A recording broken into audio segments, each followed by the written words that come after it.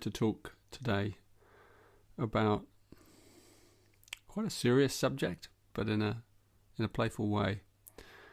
And it's a subject that comes up a lot for me as a spiritual teacher, and that is how to ground higher frequencies, how to ground them into the body. And what do we mean by higher frequencies? Like peak experiences. So many of us may have had these experiences. I call them epiphanies, breakthroughs of higher consciousness through our minds, euphoric feelings, insights, deep insights into behind the veil of reality. And they can really shake us to the core of our being in a positive way, because they open us to the other realms, to the other dimensions, to the truth. And many of us will realize over time, having had these experiences, that the world in which we inhabit, that people take as real, is actually a shadow of what truly is real. And so when we have those peak experiences, whether we go away and we have them on retreats, many of us go off on retreats, we do silent retreats, or we do whatever, meditation or yoga and things, and that's one way we can do it. Other ways are through plant medicine. Many of us have experienced or experimented with plant medicine, things like ayahuasca, that give us a peak experience, that give us a huge breakthrough. So it can be chemical and it can be natural. And how do we integrate those experiences? Excuse me. How do we integrate those experiences into our everyday lives when we come back into our everyday lives, to the working life, to our commitments, responsibilities, our family, people? How do we bring that in? It's a real challenge, and I've often contemplated this challenge since I have to deal with it myself when I lead retreats.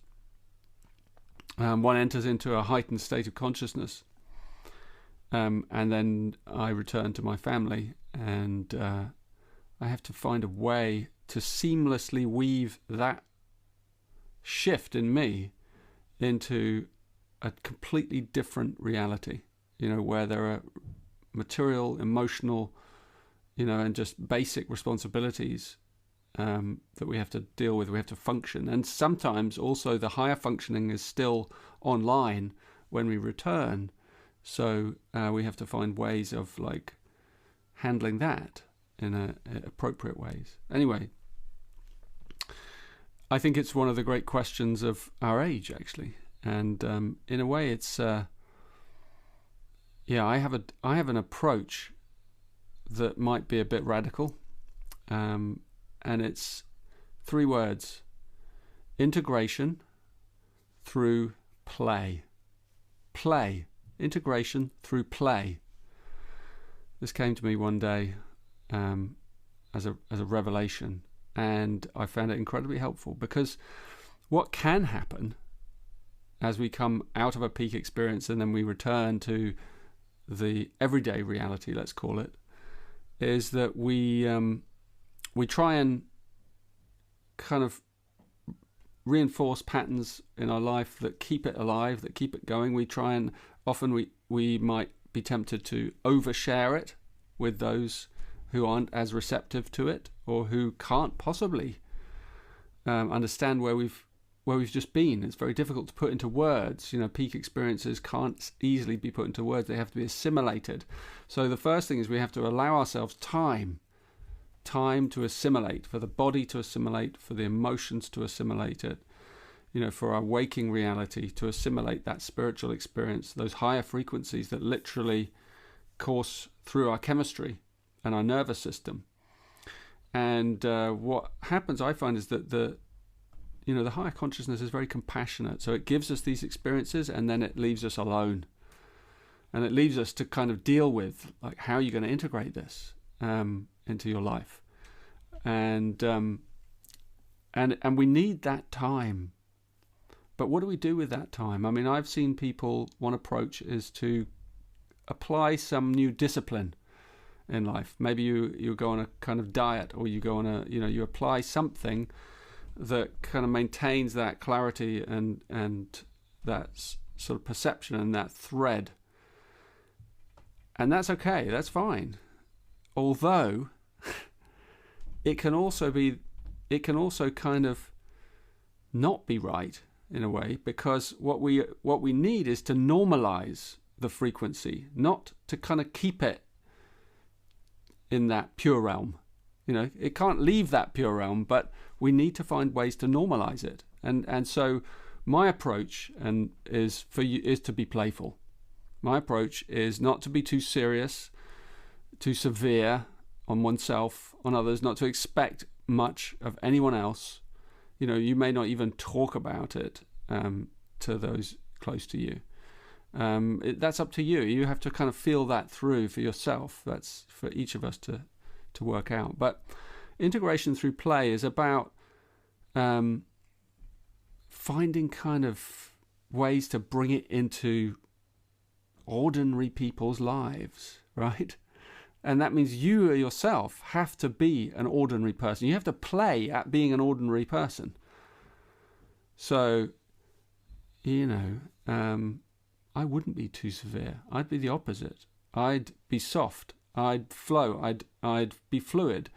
I would not be too spiritual. I would go to the pub. I would have a drink. I would, eat some pizza. I would do the thing, but obviously not over the top, because you're kind of coming from this pure space. But just to kind of begin to bring it softly into the world, so that you don't take it so seriously. You don't take yourself so seriously. And what I've found is that really starts to normalize that higher state into our everyday waking consciousness. So I would suggest to be playful. And that means you can't really make a mistake with it. There are no mistakes. So part of that is to just give yourself that space, that yielding quality, that that approach of, that human approach, so that those higher frequencies from heaven, if you like, can start to come to earth. So in some respects, this is the opposite approach from what some of the teachers might say. They might say, look, retain this state as long as you can and go on a fast or a diet or all those things, you implement them in your everyday life. And those can be positive things, and in some cases that's true. However, the underlying advice that I would give is to be playful, is to find ways to bring that higher energy into your everyday life. And often what I find is, I have children, so it's a bit different with me. I need to kind of maintain that sense of play anyway. If I share things, then quite often it is quite amusing, because I'm sharing things that are from some other reality, and so there's laughter that can come out, and I think that's incredibly healthy, to balance the seriousness of like what you've experienced in terms of the clarity, but to balance that with everyday humanity. So integration through play, something for you to consider.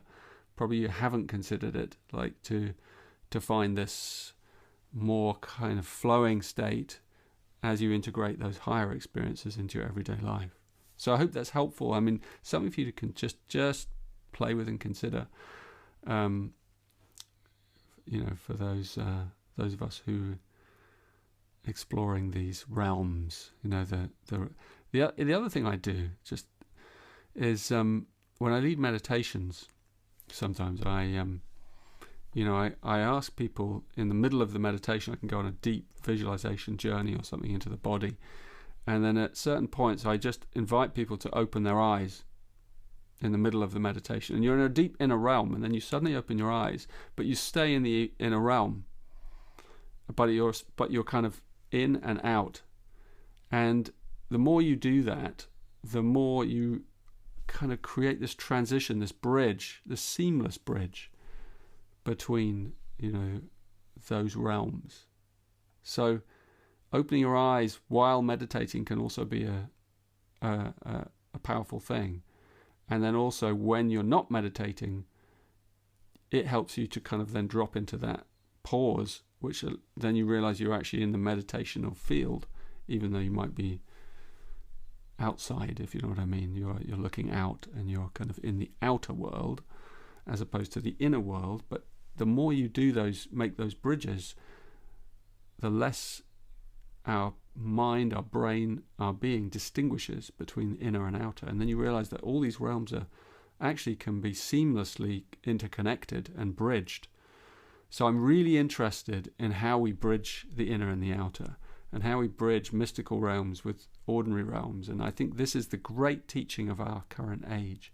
And many of the teachers of the past, because they haven't focused on this, because the teaching has been based on like an ashram type thing. So you go on retreat, you see that teacher, you spend time with them, and they're in that world all the time. And then you return to your ordinary life. And actually, this is the great teaching. It's like how to bring it into a relationship, how to bring it into, working life, how to bring it into the marketplace, how to bring it into conflict, struggle, things that come up, immediately, and they may. And you may think, oh God, I want to go back to that spiritual realm.